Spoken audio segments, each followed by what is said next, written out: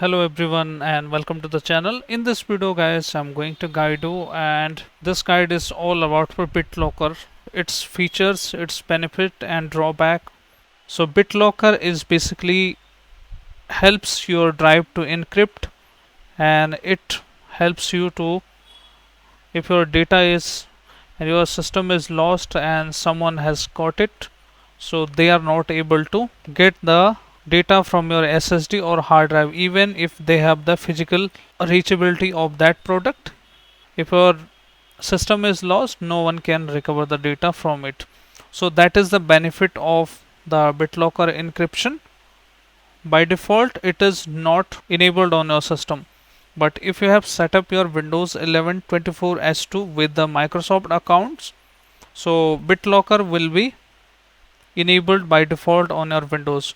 But if you are locally install the Windows 11 on your system, locals means you have the local account here, like so. So BitLocker will not be enabled by default on your Windows. So its drawback is when you install it, okay, when you install it, your BitLocker recovery key automatically will be saved on your Microsoft website, and for that which you don't aware. And what happens that users face the BitLockers issue like blue screen like this. I have already made the videos on it, how to unlock it. But this kind of error user face due to they don't have the BitLocker recovery key, and even they don't aware of that feature. So how to check that feature first?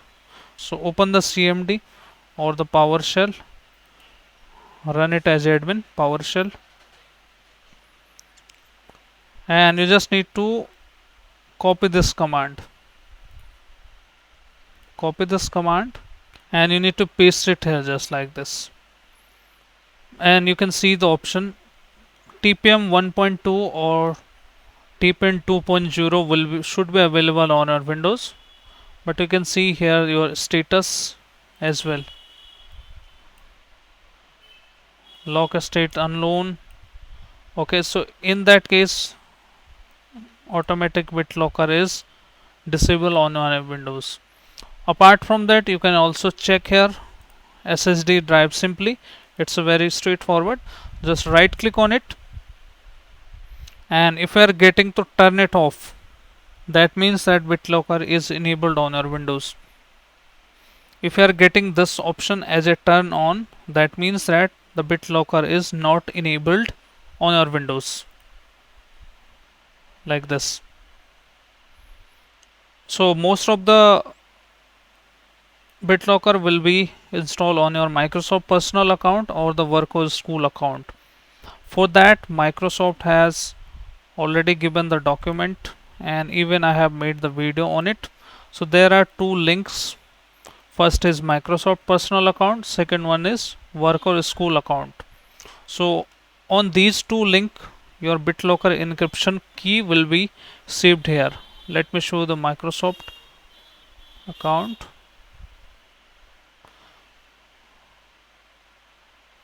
So as you can see here, once you logged in with your this account, this is the Microsoft account, this is work and school account. Most of the computer or laptop has personal accounts. Click on this link and you will be redirect to your account. You have to just log in with your that, and you should be able to get your BitLocker key inside the devices. Here is the option, sign in your Microsoft account, locate the key device, and then you should be able to get your product serial number, system information number, and here is the recovery key. You can see here the screenshot, but this one is for only the finding out the BitLocker encryption key.